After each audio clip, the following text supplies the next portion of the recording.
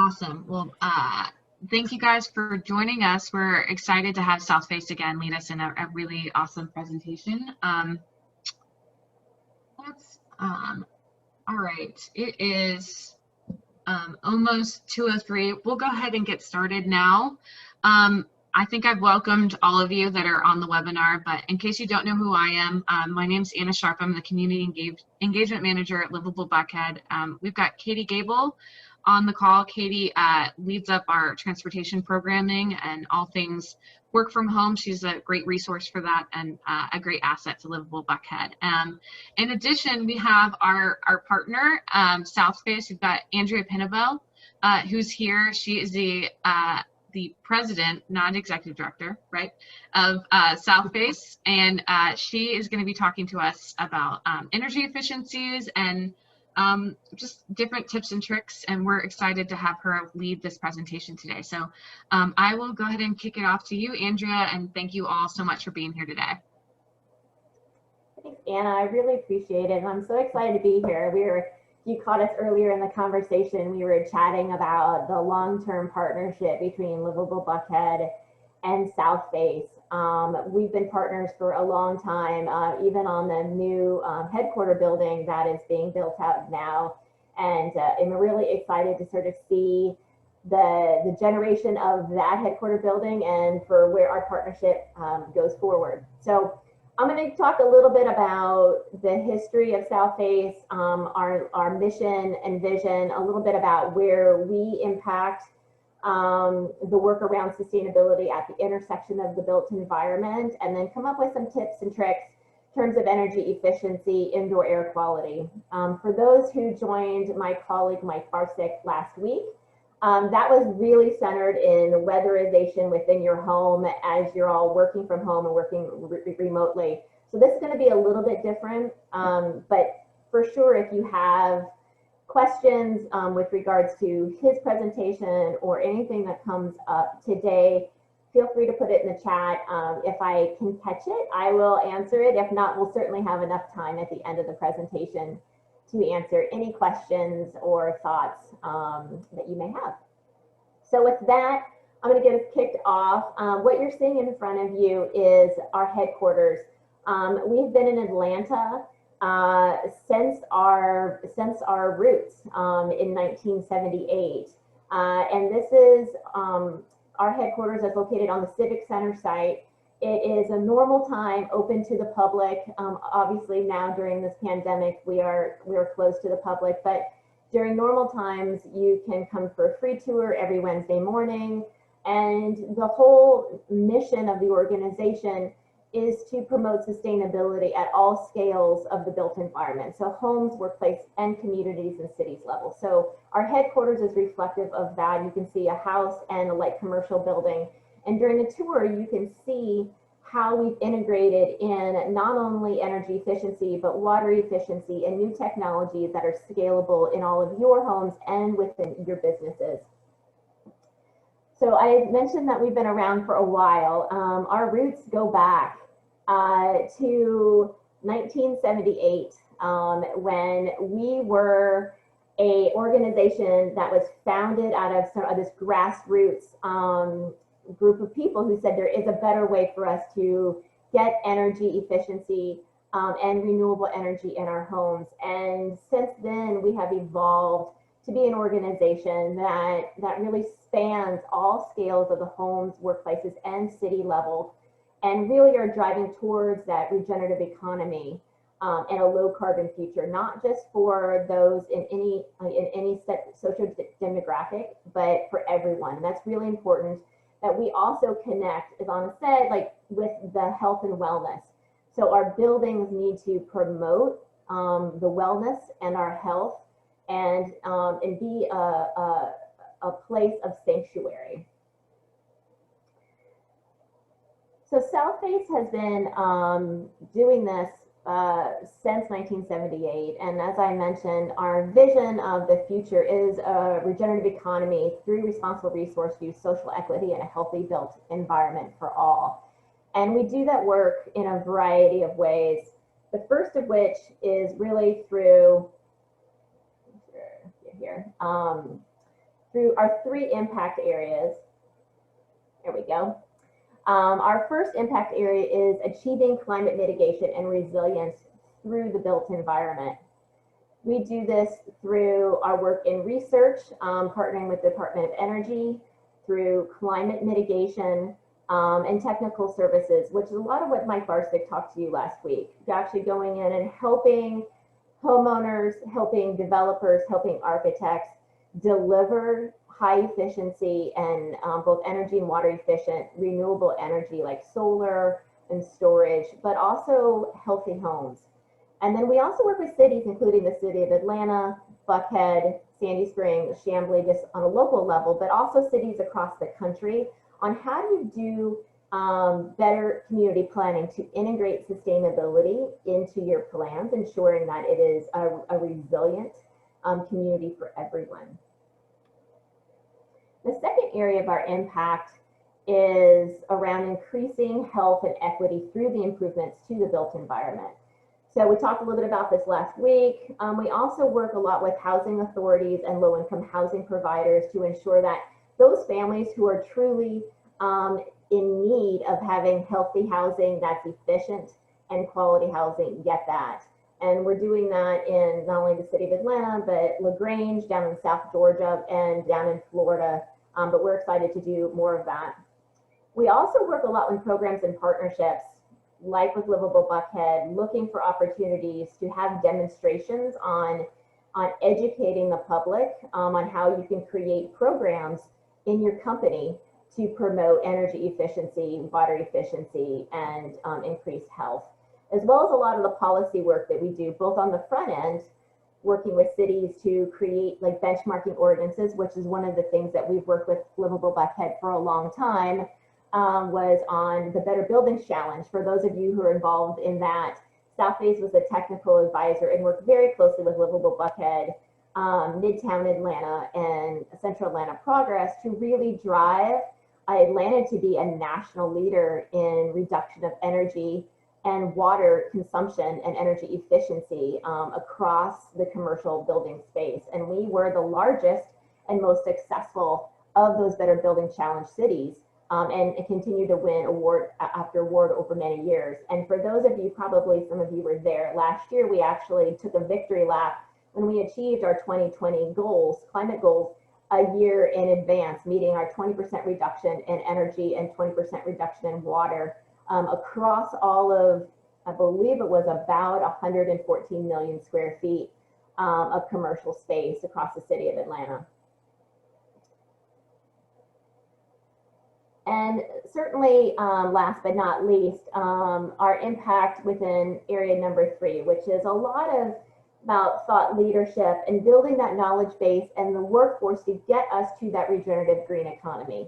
We know that jobs within the green workforce, the renewable energy space, energy efficiency space are growing at a much greater and faster degree than those in traditional fossil fuels. And Southface is really at the cornerstone of ensuring that we have the technical professionals to be able to actually get us to that workforce of the future.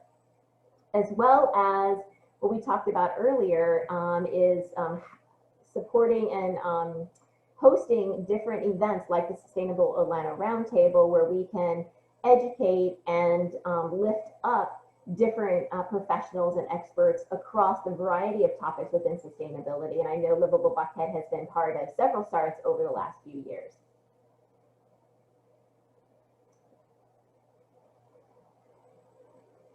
So the goals today are really twofold. One is to gain knowledge about carbon emissions, indoor health issues, and resource efficiency, both energy and water. And 2, we really wanted to leave you with a couple of concrete steps to reduce your carbon footprint during this work from home period.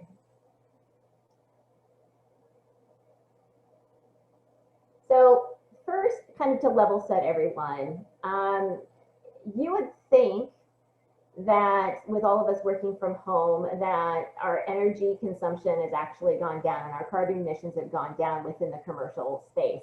That's actually not true. While energy consumption has gone up within homes, we still have to heat, cool, and run our commercial building space. And so while we have seen some significant reductions in carbon emissions due to transportation related emissions, our buildings were not really seeing that. And so there's still just a tremendous opportunity for us to reduce the footprint of our buildings, whether it's our homes or our workspaces. And globally, 28% of carbon emissions come from operating existing buildings, which is pretty significant if you kind of take a step back and think about that. Nearly a third of all carbon emissions are coming from existing buildings. And that's not just commercial buildings, it's also industrial buildings, it's our homes. And if you think about how many of those buildings actually go through full renovation or tear down and building, think about like all the new buildings are much more energy efficient. But 2/3 of all the buildings that exist today will exist in 2050. And on average, only 1 to 2% of buildings get fully renovated every year. So that just provides us with just a tremendous opportunity for us to look at significant energy efficiency to reduce not only our carbon footprint, but also the cost to run our homes and to run our businesses. And it's not just about energy efficiency. Climate change, and we've seen it today, right? We see the fires out west. We were talking about Hurricane Sally down south. Storms are getting more intense, faster due to the warming temperatures within the Gulf Coast and their places. Out west, we have a lack of rain and then a lot of rain, and that doesn't allow the aquifers within the west to be able to be replenished. In addition, because of the warming planet, we're also having less snow, which also reduces the replenishment of those aquifers. And that really creates, what we're seeing today, and we're seeing it more and more intensity within that. So more natural disasters, increased flooding, increased temperatures. I know last year was another record year in terms of the warming planet. The summer was another record temperature with the warming planet. And all that's really becoming and creating rising sea levels, which is creating things like when you do have a storm surge, it exacerbates the already flooding of that water being pushed on shore because the seas are already starting to rise. All of that being said, I know it sometimes can feel very overwhelming, but there are small things that every one of us can do that not only will create a better environment for us and our families to live in, for our employees and our coworkers, but also that will help to change and to mitigate against this warming planet. So while that's kind of big picture, it's really important for us to understand that these things around sustainability, energy efficiency, they collide right now more than ever, because as Americans, we spend upwards of 90% of our time indoors. And that is creating an opportunity for us to kind of really think about, look up, look around, what are we breathing? How are we operating our homes? How are we operating our businesses if you are still going into your business, to be able to improve the air quality and also the energy efficiency of your homes. And there's a lot of opportunities for us to be able to do this. Humidity as trouble spots around windows, not running air conditioning. We see this a lot in low-income housing where families don't have the funding to be able to run the air conditioning.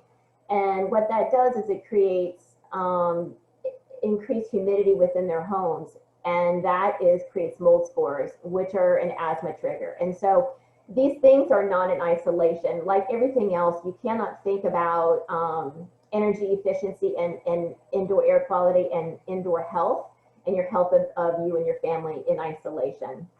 Also, another big issue is dust and dander. I know my dog was just barking in the other room, especially being home. We're seeing a lot more of the pet dander, the dust, again, because our windows are closed because it has been so hot and humid. Our household cleaners. If you look at the cleaners, there's a lot of chemicals in there. So, you know, thinking about if you do have asthma in your home, or if you are very sensitive to different smells, paying attention and looking for opportunities to use more natural based like vinegars for cleaning, especially given that we are like surrounded by hand sanitizer and bleach these days with COVID-19. And of course, VOC. So in green building, volatile organic compounds are something that we talk a lot about. It's in the paints and sealants and different kinds of chemicals that you put in your home.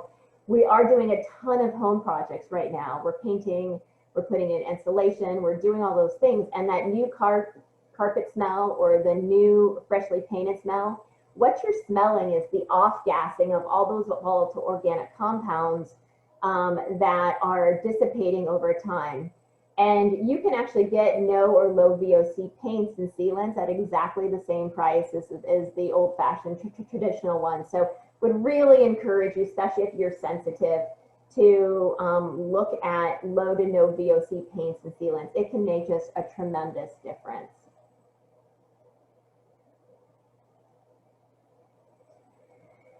One other thing that I think is one of those aha moments for folks is hydrofluorocarbons, or HFCs, that are used in refrigeration are still an issue. We have combated the ozone and we've kind of fixed that problem, but HFCs are definitely still an issue.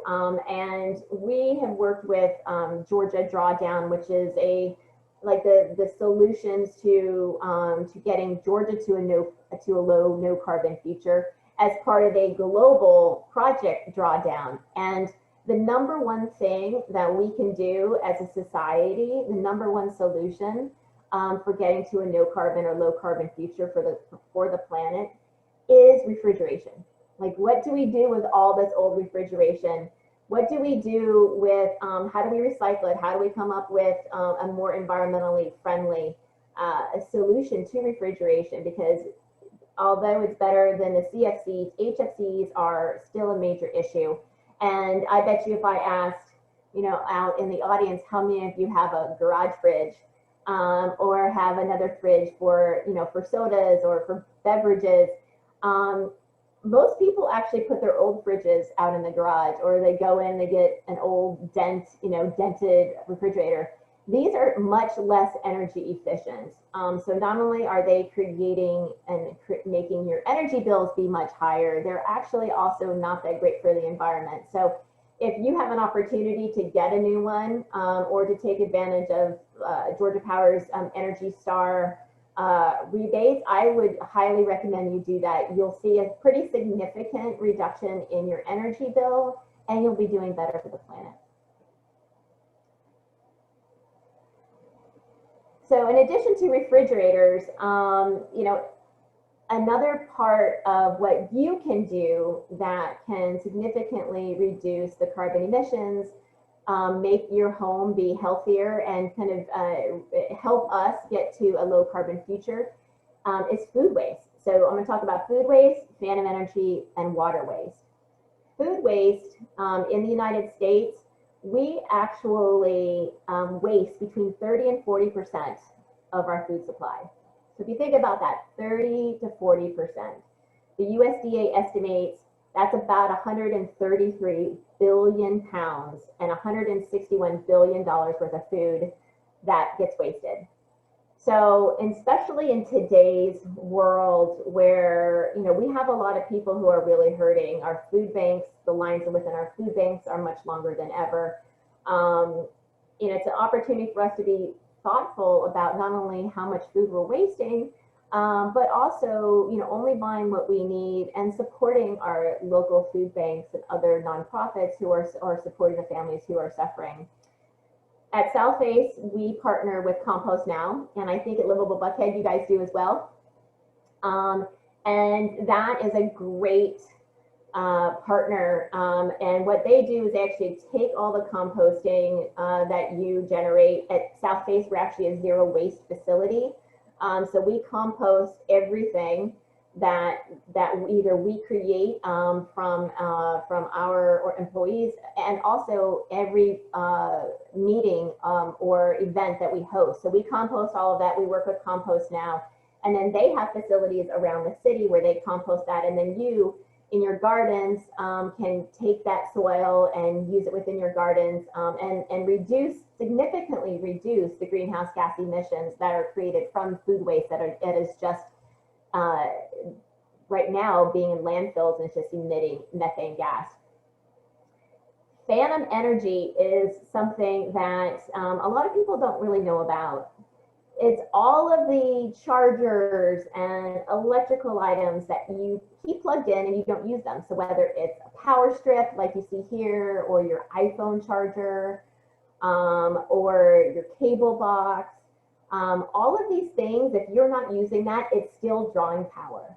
And and that power is adding up within your electricity bill, but it's also, you know, consuming electricity. So I have kind of gone around the house and encourage everybody to kind of go around the house and see, do you have power strips that are turned on that you're not using, and actually shutting them off? Or do you have iPhone chargers or other, you know, Samsung chargers or laptop chargers that are plugged into the wall, but your laptop's not plugged into it? Unplug those or put it on a power strip that you can turn off, and that will save you a lot of money. It will also eliminate all of that power that you've just pulled off of the grid, which means it's less power that our power companies actually have to generate. And finally, wasting water. You know, water is one of those things that is not talked about enough, I feel. Wasting water can increase global warming. It also is, there's a nexus, right? It takes energy to create potable drinking water. It takes energy to create water for irrigation, for food. So by being better stewards of water, not turning on the water while you're brushing your teeth, using hot water for your pasta as opposed to, you know, kind of waiting for it to warm up. All of these things can really make significant impacts, not only for your water bill, but also for the planet, as it takes energy to create all of this water. Right now we're kind of getting towards the end of the season. As you think about plantings for the fall into next year, look at native plantings, native trees, native shrubs that you don't necessarily have to irrigate, and look at potentially native grasslands where it looks beautiful, but you don't necessarily have to water it or mow it every week.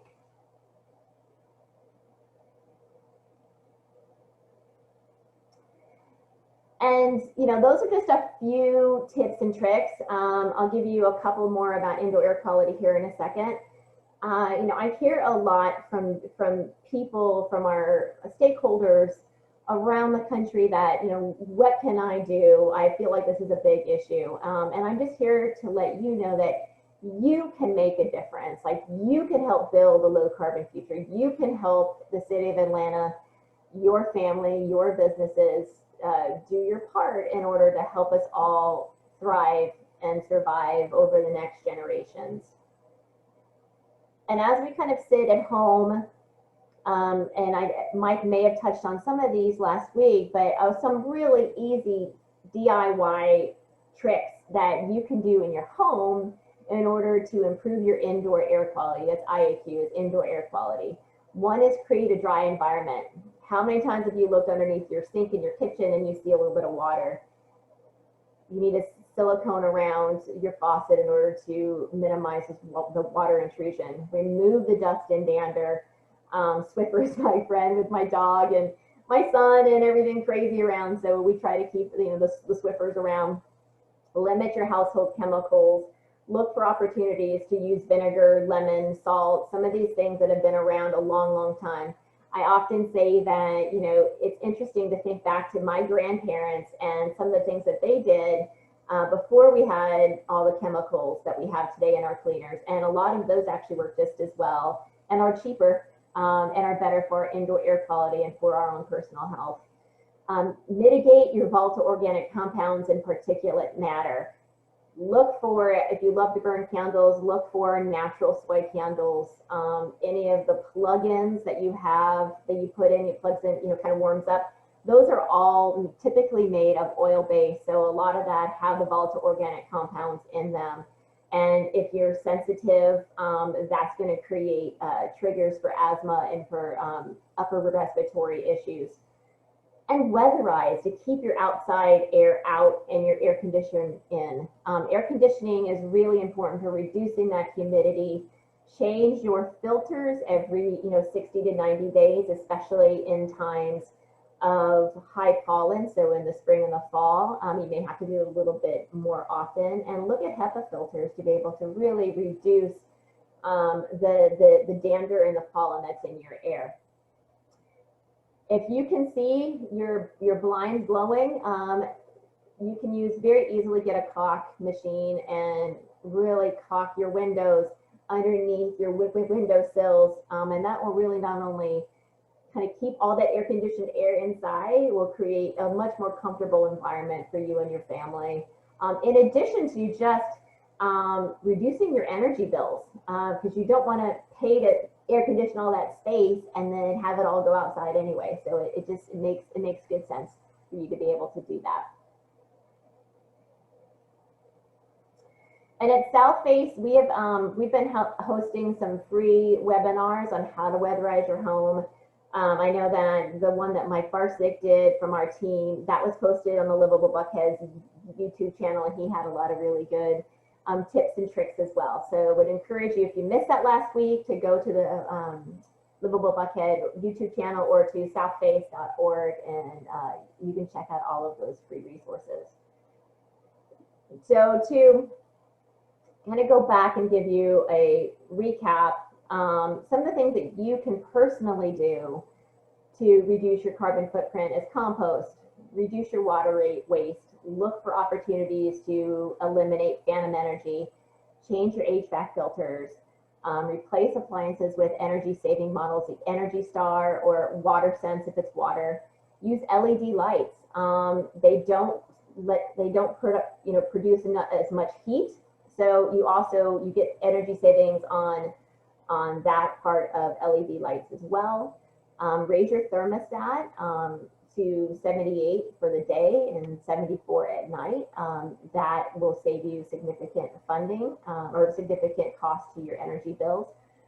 And I love this one, invest in a pressure cooker. That's something that, Instapot is a kind of a phenomenon, but if you think about it, you can not only cook much faster, but the heat that's given off from an Instapot is much, much less than in your stove or on your cooktop. So anything you can do to sort of reduce that indoor heat, that just means less you'll have to air condition later on. So try Instapot. It actually works pretty well.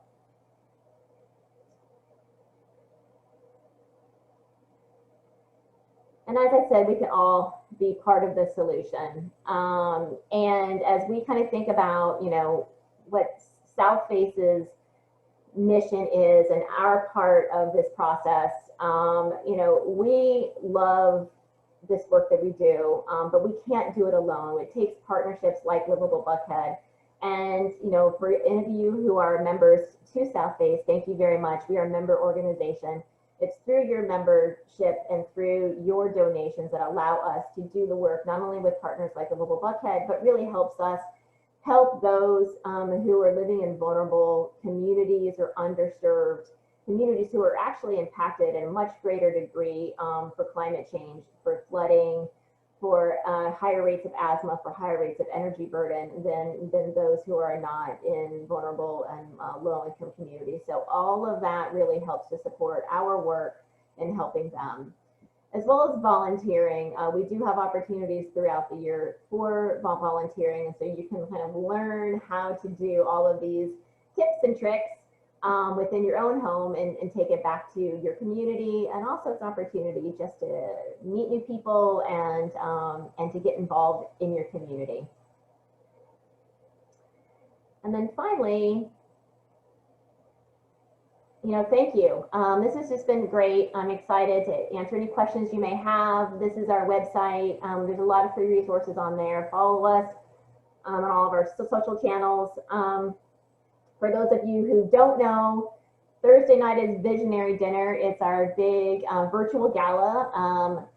Fingers crossed that internet works and everything is good with the Hurricane Sally coming through town. So fingers crossed there. But I wanted to leave you with some more resources and some more partners of ours, Center for Hard to Recycle Materials, Compost Now, which we already talked about, and you can kind of just read through here. Georgia Power also has some great homeowner rebates right now. And Solarize, which is, they just started a new campaign for Solarize Atlanta if you're interested in getting solar or solar plus storage on your home. So with that, I guess, Anna, Katie, I'll just put it over to you. See if there's any questions from anybody out there. Yeah, it's, so there weren't any questions in the chat, but if anyone has any questions about any of the things that Andrea mentioned, now is the time to ask those questions. I did share the links for Compost Now and the Georgia Power rebate. I Googled as you were speaking. So, and we had a presentation by Charm for one of our other Sustainable Tuesdays. Excellent. So we're on the ball for working with some of these resources and making sure that we're sharing them appropriately. But I have a question. Go, Katie. Go. If you don't mind. Was the refrigerator thing is very interesting. So are there any companies or people doing things with or trying to figure out what they can do with refrigerators, how to recycle them, or is there anybody doing anything with those now? Yeah, that's a great question, Katie. Absolutely. So there's a few things that are happening. One thing that's happening is at the Department of Energy level, there's some research on not only new types of refrigerants that are less harmful to the environment, but also a lot of innovation of if once a refrigerator comes to the end of life, how do you actually extract that refrigerant and recycle it in a way that is less harmful? So there's some stuff going on there. Also, if you think about the refrigerant, especially in large data centers, so Amazon and Google and Facebook, you think about Microsoft, these companies are actually doing a lot of investment also in research on how they can cool their data centers with different types of refrigerants, because that's where you actually see a lot of loss of refrigerants. So how can they do that better? I know Microsoft actually won a USGBC award last year for a lot of work that they've done with data center cooling and reduction of refrigerant loss. Very interesting. I've got another question for you. So can you talk more about the cadence of filter replacement? We have been told by our HVAC people that ours only needs to be replaced once per year. It sounds like that's not optimizing our health. That's a really good question. And I would say that there are some filters that are designed to be replaced on an annual basis. I would say that 75 to 80% of most filters are designed to be replaced every 60 to 90 days. I would say that, if I would look at what kind of filter it is, if it's a HEPA filter, which is basically on filtration, the HEPA filters have a smaller holes within them, so they actually capture smaller materials, like capture smaller bits of pollen and dust and other kinds of contaminants. They need to be replaced a little bit more often, just because if you think about it, they get more easily clogged because the porous nature of them are smaller little holes.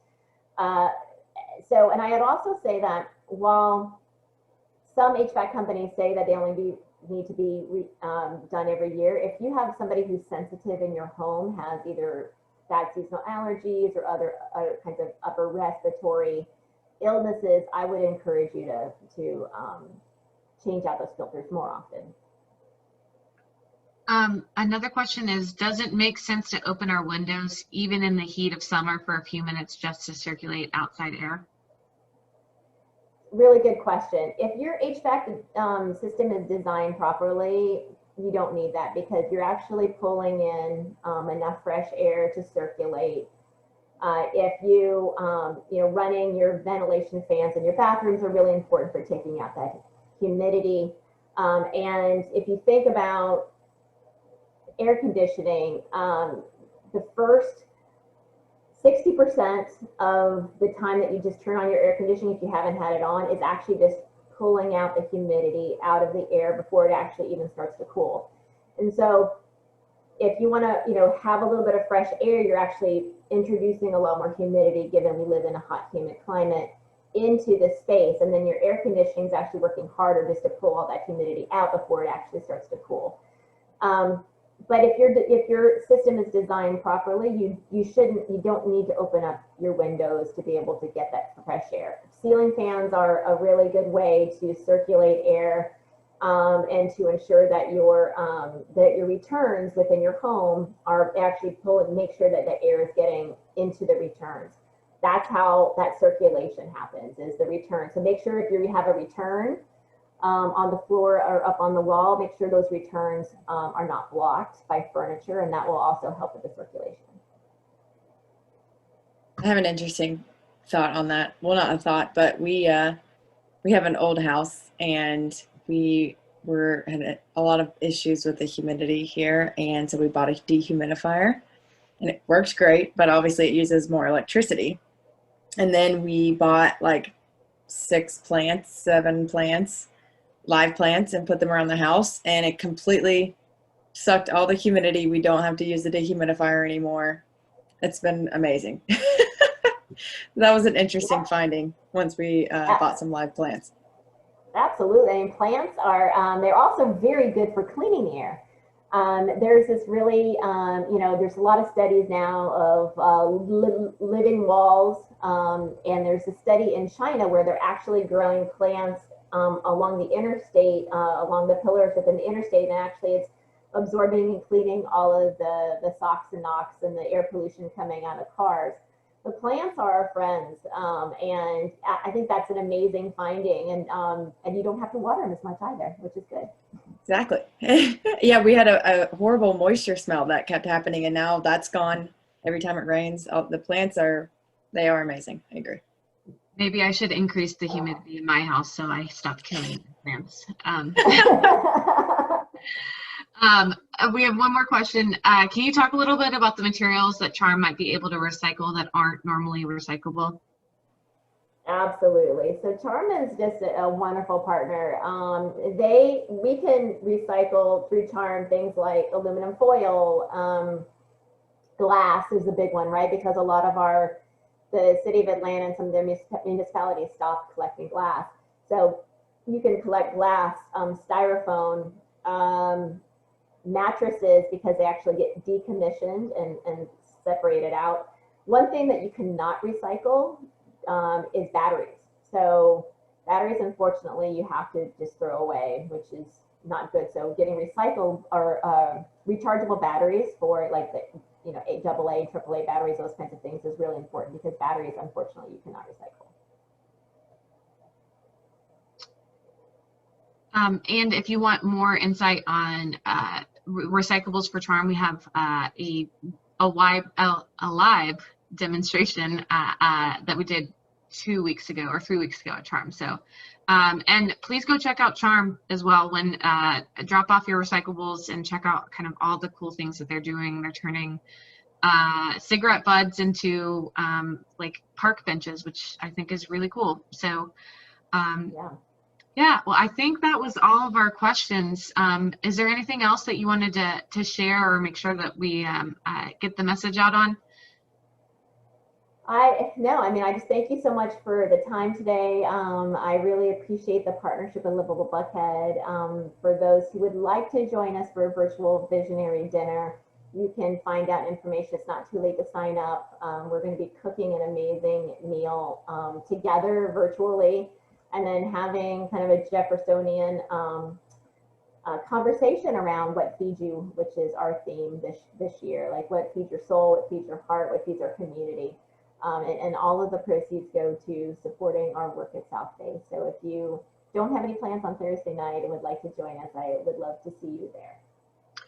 We will be sharing some stuff on our social media to help promote that as well. So we'll be sure to try to get the word out for you on that one too, Andrea. And we're excited for you on that dinner. I think it sounds exceptional. So that's going to be a lot of fun. So fingers crossed, Sally stays away.